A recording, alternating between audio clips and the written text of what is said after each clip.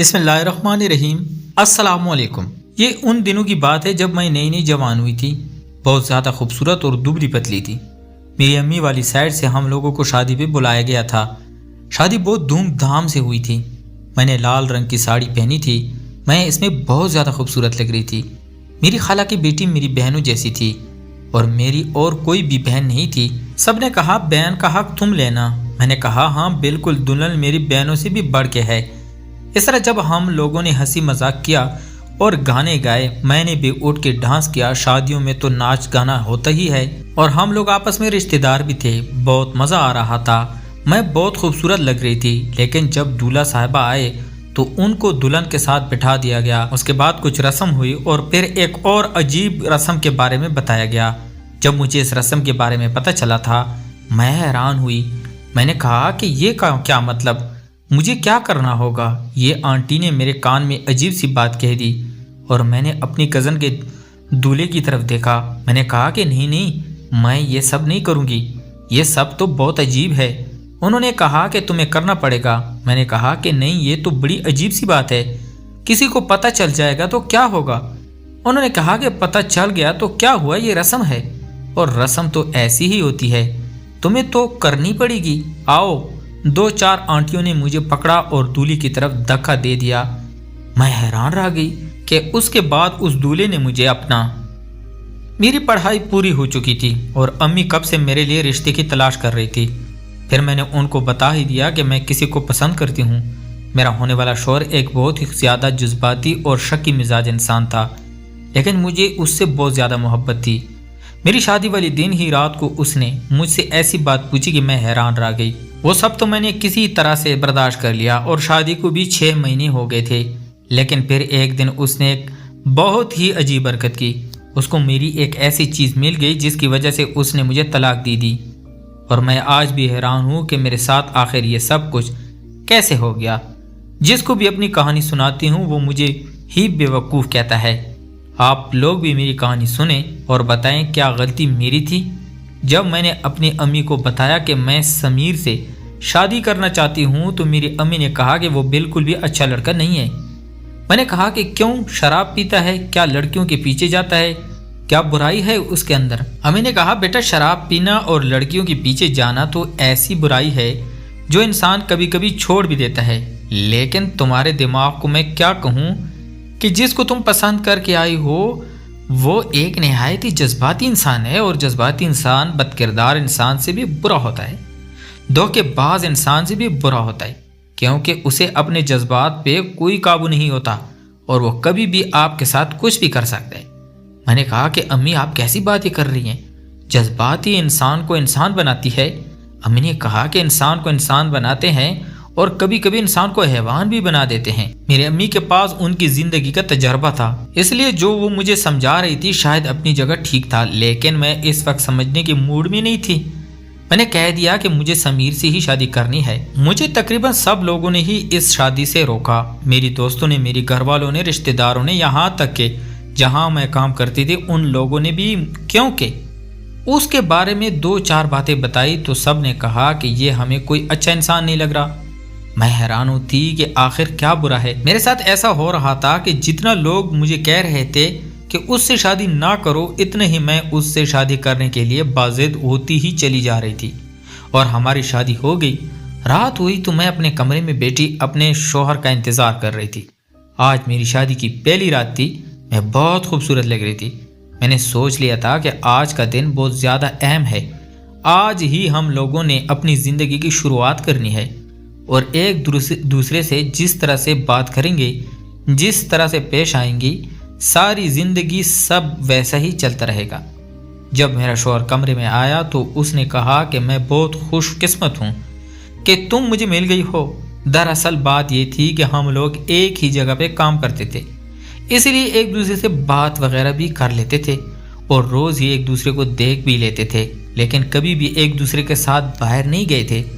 اب وہ میرے سامنے بیٹھا تھا، اس نے مجھ سے کہا کہ کیا تمہارا کوئی ماضی ہے؟ میں اس بات پر حیران ہوئی کیونکہ سلام کے بعد اس نے پہلا سوال مجھ سے یہی کر لیا۔ بات تو میں سمجھ گئی، میں نے کہا کہ کیا مطلب، کون سا ماضی؟ تو کہنے لگا ہر انسان کا ایک ماضی ہوتا ہے، اس کی زندگی میں کوئی نہ کوئی ہوتا ہے، کیا تمہاری زندگی میں بھی کوئی تھا؟ میں نے کہا نہیں، میری زندگی میں کوئی نہیں تھا، میں تمہیں یہ پہلے ہی بتا چکی ہوں، دوبارہ کیوں پوچھ رہے ہو؟ تو کہنے لگا کہ آج کے دن پوچھ رہا ہوں کیونکہ آج ہم ایک دوسرے سے صرف سچ بولیں گے۔ میں نے کہا کیا یہ سوال میں تم سے کر سکتی ہوں؟ تو اس نے کہا مجھ سے سوال کرو، اس کا کوئی فائدہ نہیں، میں تو مرد ہوں۔ میں نے کہا کہ کیا مطلب؟ تم مرد ہو تو تمہارا اگر کوئی ماضی ہو تو اس پر کچھ نہیں بول سکتی؟ اس نے کہا کہ ہاں تم کچھ نہیں بول سکتی، بول بھی لوگی تو کیا ہو جائے گا؟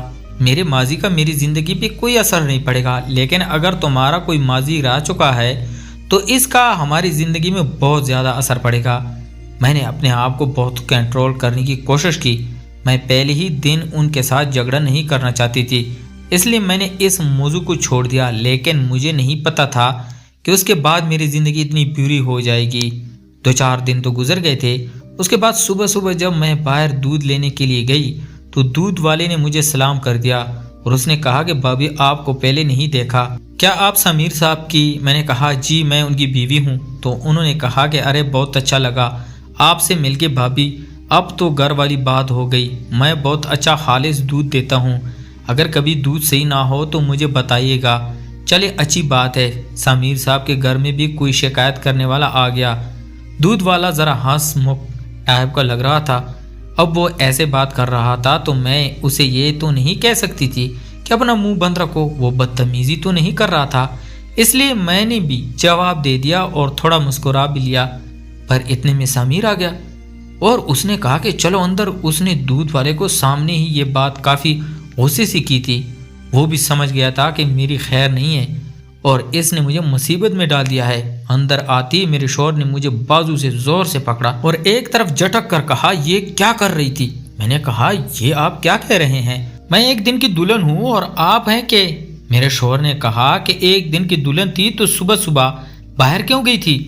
میں نے کہا کہ دروازہ بج رہا تھا، کوئی اٹھ نہیں رہا تھا سو میں چلی گئی۔ میرا شوہر کہنے لگا تمہیں نہیں جانا چاہیے تھا، اور وہاں دودھ والے سے کڑے ہو کے کیا ہنسی مذاق کر رہی تھی، آئندہ میں تمہیں باہر نکلتے ہوئے دیکھوں سر پہ ٹھیک سے دوپٹہ بھی نہیں کیا۔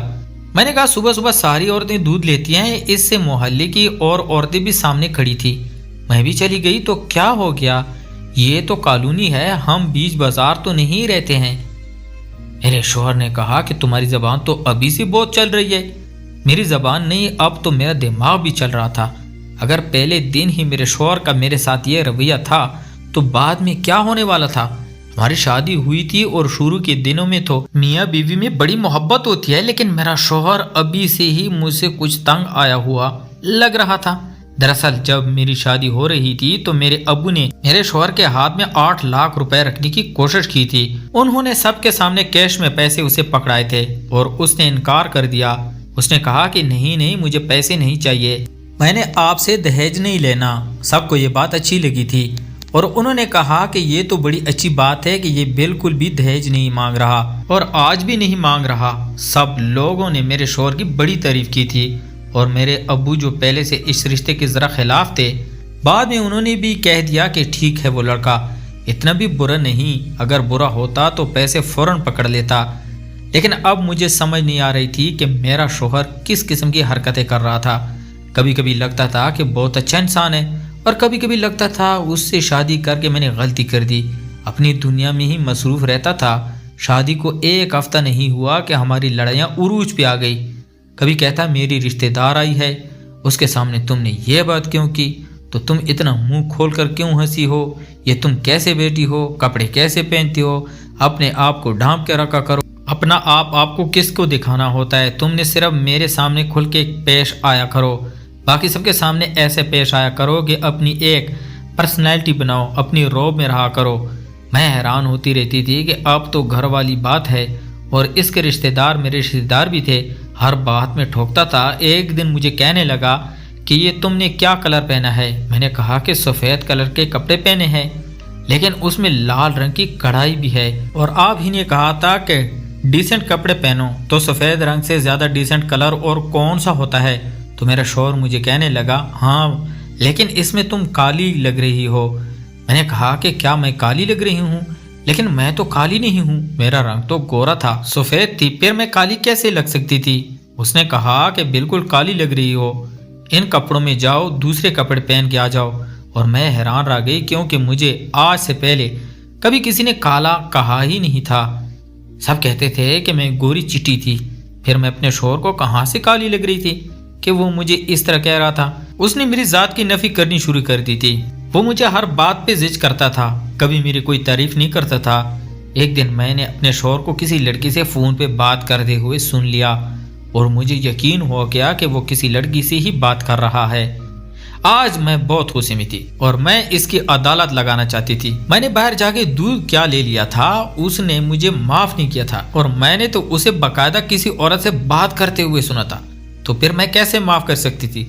لیکن جب میں نے اسے کہا کہ تم کسی لڑکی سے بات کر رہے تھے تو اس نے اتنے طریقے اور سلیقے سے بات کو گھمایا اور جھوٹ بولا کہ بلا آخر میں ہی اس سے معافی مانگنے لگی۔ مجھے اس شخص کی بالکل سمجھ نہیں آتی تھی، غلطی اس کی ہوتی تھی لیکن یہ معافی مجھ سے منگواتا تھا۔ یہ اس طرح سے باتوں کو گھماتا تھا، میں رو بھی لیتی تھی، لڑ بھی لیتی تھی، غلطی بھی اس کی ہوتی تھی، کام بھی ٹھیک نہیں ہوتا تھا، لیکن آخر میں معافی بھی مجھے مانگنی پڑتی تھی اور پھر مظلوم بھی خود ہی بن جاتا تھا اور مجھے بھی لگتا تھا کہ وہ مظلوم ہے۔ میں نے تو اس انسان کو سیدھا سادہ انسان سمجھا تھا، لیکن مجھے اس کی سمجھ نہیں آ رہی تھی۔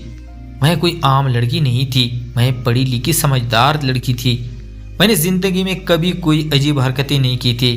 مجھے پتا تھا کہ زمانہ کیا ہے، معاشرہ کیا ہے۔ اب میری شادی ہو گئی ہے، میرا اپنا گھر ہے، لیکن اس شخص کے سامنے میری عقل جواب دے گئی تھی۔ کہتے ہیں کہ جیسا انسان خود ہوتا ہے وہ اپنے ہم سفر کو بھی ویسا ہی بنا لیتا ہے۔ اگر آپ کسی نفسیاتی انسان سے شادی کر لیتے ہیں تو آپ بھی نفسیاتی ہو جاتے ہیں۔ شاید میرے ساتھ بھی یہی ہو رہا تھا۔ ایک دن مجھے میری اسی کزن کی کال آئی جو میری خالہ کی بیٹی تھی اور میری اس کے ساتھ بہت دوستی تھی۔ میں نے اس سے یہ پوچھنے کے لیے کال کی تھی کہ وہ کیسی ہے، اس کے ہاں تو اب اولاد بھی ہو گئی ہوگی۔ دراصل وہ شادی کر کے دوسرے شہر چلی گئی تھی، اس لیے فون پہ ہی رابطہ ہوتا تھا، لیکن جب میں نے اسے فون کیا تو ٹھیک سے بات نہیں ہو پائی۔ میں نے پوچھا کیسی ہو تو کہنے لگی ٹھیک ہوں، شکر ہے۔ میں نے کہا کہ بچے وغیرہ ہوئے ہیں تمہارے؟ تو پھر اس نے کہہ دیا کہ بس ٹھیک ہوں، سب خیریت ہے۔ میں اس سے کوئی سوال کر رہی تھی، وہ کوئی اور جواب دے رہی تھی، ٹھیک سے بتا بھی نہیں رہی تھی کہ معاملہ کیا ہے۔ اتنے میں سگنل کی وجہ سے ہماری بات بیچ میں ہی رہ گئی اور پھر مجھے دوبارہ فون کرنے کا موقع نہیں ملا۔ اس کا نام دیا تھا، وہ مجھے بہت اچھی لگتی تھی۔ میرے شوہر کے موڈ کا کچھ پتہ نہیں چلتا تھا، دن میں اس کا موڈ خراب رہتا، رات میں ٹھیک ہو جاتا، کبھی اچانک سے کوئی تحفہ لے کے آتا اور مجھے حیران کر دیتا، میں بھی خوش ہو جاتی۔ کبھی مجھ سے اس طرح سے پیش آتا کہ میں کہتی کہ میں اس دنیا کی سب سے خوش قسمت عورت ہوں، اور کبھی کبھی مجھ سے اتنا جھگڑا کرتا کہ مجھے اپنے فیصلے پر ہی افسوس اور پچھتاوا ہونے لگتا تھا۔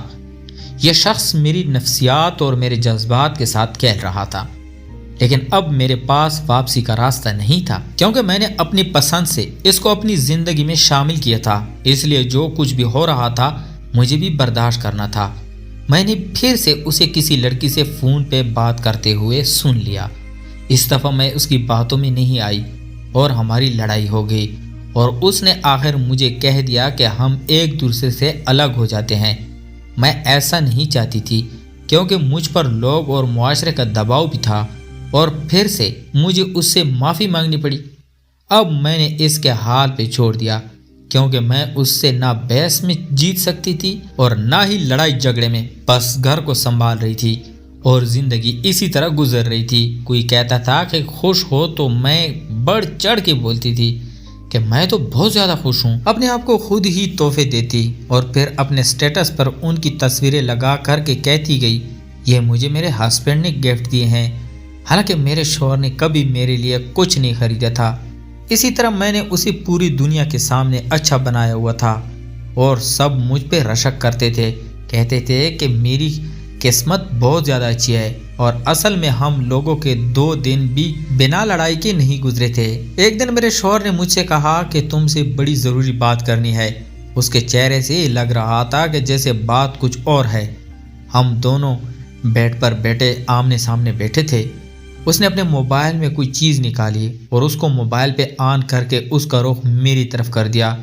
اس نے کہا کہ یہ سب کیا ہو رہا ہے؟ جب میں نے سامنے دیکھا تو میں حیران رہ گئی۔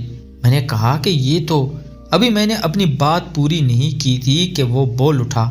اس نے کہا کہ تم شادی سے پہلے اس طرح کی حرکتیں کرتی رہی ہو، یہ ہے تمہاری حقیقت۔ میں نے کہا کہ کیا مطلب؟ اس طرح کی حرکتیں کر رہی ہوں، میری پوری بات تو سن لیں۔ اس نے کہا کہ میں کیا بات سنوں؟ تم اس غیر آدمی کی گود میں بیٹھی ہوئی ہو، اس سے زیادہ اور کیا ہو سکتا ہے؟ بولو یہ غیر آدمی نہیں ہے؟ میں نے کہا کہ ہاں تم اس کی گود میں نہیں بیٹھی۔ میں نے کہا کہ ہاں بیٹھی ہوں، پر میری بات تو…